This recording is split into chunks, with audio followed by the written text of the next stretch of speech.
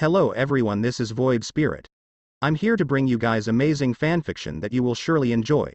But before we start, please subscribe and like the video for more amazing content. CH8. True Hero vs True Hero in Confession. After Yuna's evolution finish, everyone is in silence. Her magicule capacity exploded and is now 2 times stronger than a newly awakened Demon Lord. I didn't expect that you will evolve during our match, Yuna, Chloe said to Yuna while giving a gentle smile. I also didn't know that I would evolve during this time, but thanks to this I think I can now stand equally against you, Yuna said while taking a battle stance. I admire your resolve to win, then let us continue, Chloe said, also taking her battle stance. They stare at each other for a few seconds, then move at the speed nobody can see. Lucky for the audience, there's a monitor that is installed on the 4 sides of the stadium that shows the slow motion of the battle. These monitors are interested and designed to capture high-speed battle. The people in the stadium are in shock seeing 2 awakened hero clash, and it made the says. They're both are on another level, one of the audience said. This is so intense, the other also said, and many more people voice their points of view about the match. Back in Yuna and Chloe's battle, an intense shockwave are being generated with every sword strike each other give. Although they seem to be in equal footing, Yuna is actually the one losing battle experience-wise. She is far inexperienced and Chloe still hasn't used any of her skills. At this point I'll lose, my stamina is slowly losing, Yuna thought to herself. Suggestion. Use Nature Cannon, the subskill of God of Nature Gia, to launch a powerful attack towards the individual Chloe. Nature Cannon, what's that? Yuna asks Raphael. Answer. Nature Cannon is a sub-skill of the ultimate skill God of Nature Gia. It's gathered the surrounding nature energy and compressing it to deliver a powerful energy blast. Nature Cannon's power depends on the surrounding environment. If there's more tree or anything related to nature in the surrounding, the more powerful Nature Cannon's attack will become at maximum capacity. It can even be stronger than Milam's Dragon Nova. The only difference is the energy that it uses. Nature Cannon use nature energy while Milam's Dragon Novel use stardust energy. Alright, Raphael, active Nature Cannon, Yuna said to Raphael. Raphael immediately activate Nature Cannon and a green nature energy started to form in Yuna's hand. Chloe, seeing this, readied an attack of her own. She used the attack that she and Rimuru made. She call it Space Nuclear Cannon. It's a combination of nuclear magic combined with Chloe's ultimate skill, God of Spacetime, Yog-Sothoth. The 2 girls gather energy on their hands. One had green glow while the others had a mix of black, white, and red colors. The massive energy is so huge that everyone around the world feels it. Luckily, the whole stage is covered with a barrier that Rimuru made to make sure that the 2 wand destroyed anything outside the barrier. After changing their attack, they launch it at each other. Nature Cannon. Space Nuclear Cannon. The 2 shouted, then 2 energy clashed at each other, sending massive energy flares at the surroundings, destroying even the stage. The ground tremble at the 2 energy, but before they could reach a conclusion, the 2 energy banished. That's enough. A voice echoed to the whole Colosseum. When everyone looked at the source of the voice, they saw a figure with silver blue hair and golden eyes standing on the side of the stage. Everyone knows him, the great demon lord Rimuru. What are you doing here, Rimuru-san? Yuna asks Rimuru. I came here to stop both of you when I sensed that huge energy that came from both of you, and the match is already over, you know, Rimuru said while pointing at where Chloe stands. There they saw that the ground where Chloe stood is destroyed and Chloe is touching the ground. I didn't even know that I got pushed back, Chloe said. Snapping out of shock, the announcer said that by the rule, whoever stepped on the ground aside from the stage will be considered a loss. Therefore Chloe, who is standing on the ground outside the destroyed stage, lose. Well, the stage on both sides is both destroyed, but Yuna is still standing on the piece of the stage that is still intact. After a few minutes of silence, everyone shouted saying that was so cool. I can't believe I witnessed a battle between 2 catastrophe-class beings, and so on. I guess I got completely focused on fighting that I forget the rules, Chloe said. Congratulations on winning, Yuna, Rimuru said to Yuna. Hearing Rimuru praise her, Yuna immediately turned red as a tomato. Congrats, Yuna, you know the next step, right? Chloe said while smiling at Yuna and giving her a wink. Yes, thank you, Yuna said to the both of them. After that, the rewarding ceremony is held and everyone who participated revive their rewards. Of course, Chloe donates her reward to those in need since she only participated to have fun and to help out her using the winning prize. After the ceremony, Rimuru, Chloe, Yuna, Luminous, and Seal have dinner talking to each other. They also praise Yuna, who evolves into a true hero during the fight, which surprises everyone. They continue to eat and talk until nightfall. At the castle, Rimuru is currently sitting on his chair at his office signing paperwork until some knock at the door. "Come in," Rimuru said. Then Yuna enters the room while looking nervous. "Anyo." "Rimuru-san, Yuna, I forgot to ask about your request earlier," Rimuru said. Hearing Rimuru remembers her request, Yuna became even more nervous and her face became even redder. Rimuru, seeing the red face of Yuna, became worried. "Yuna, are you okay?" Rimuru asks Yuna while walking toward her. I'm fine, Rimuru-san. About the request, oh yeah, ask away Yuna," Rimuru said. I love you, Rimuru-san," Yuna said to Rimuru. Rimuru let out a surprised scream. I know that we only just met a few weeks ago."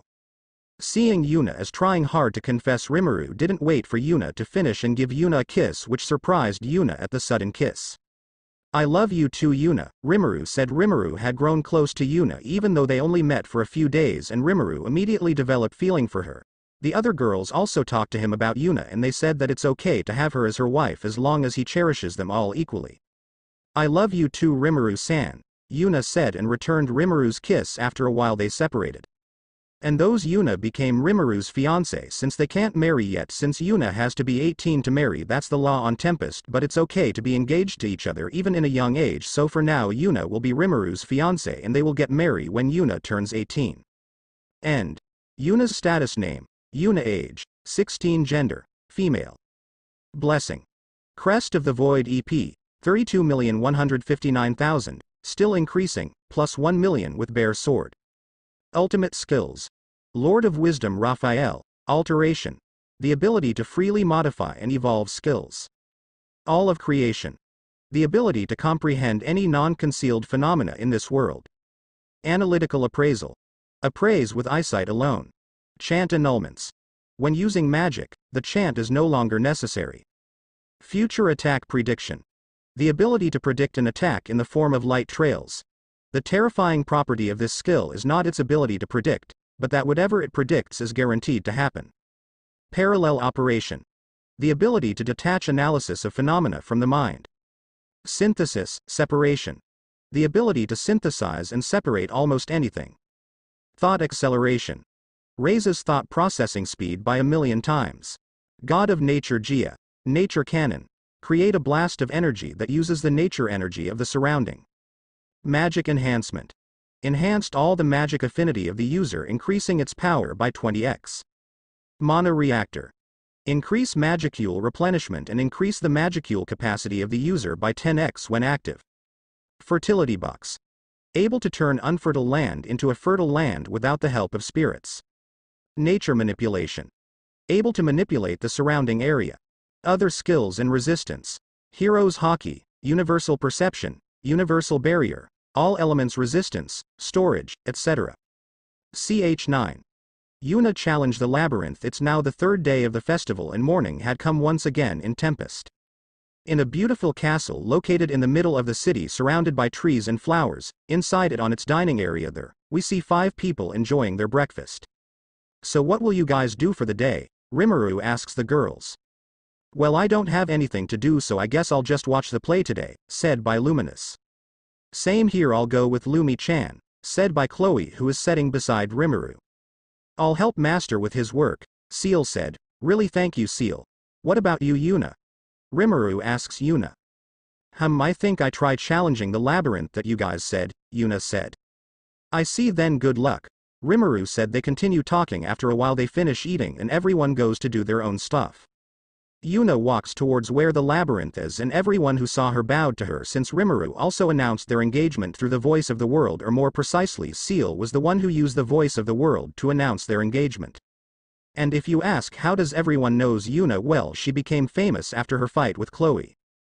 Yuna, who isn't used to being treated like this, ran fast towards the labyrinth, and when she arrived she saw a large crowd forming a queue at the entrance of the labyrinth. She then joined the line of people who wanted to challenge the labyrinth to earn money for themselves and for their family.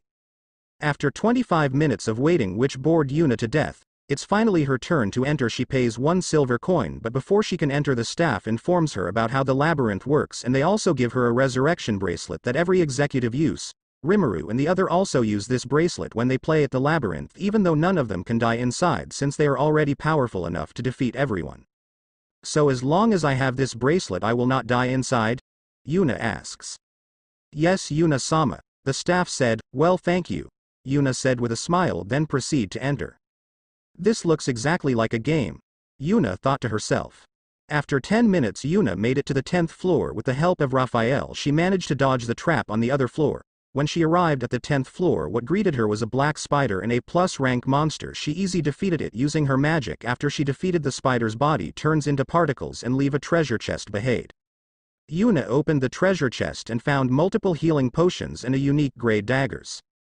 After she collect her loot she then heads toward the next floor, but she triggered a teleportation trap on the 13th floor and she got sent to the 96th floor, which is guarded by the Earth Dragon King Boreas.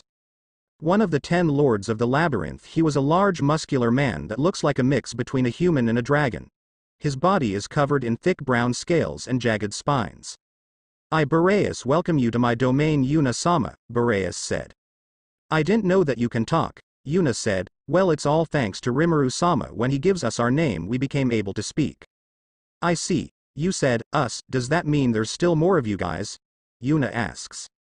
Indeed, I see, but what floor am I in? I got teleported by a trap on the 13th floor. Yuna asks Boreas.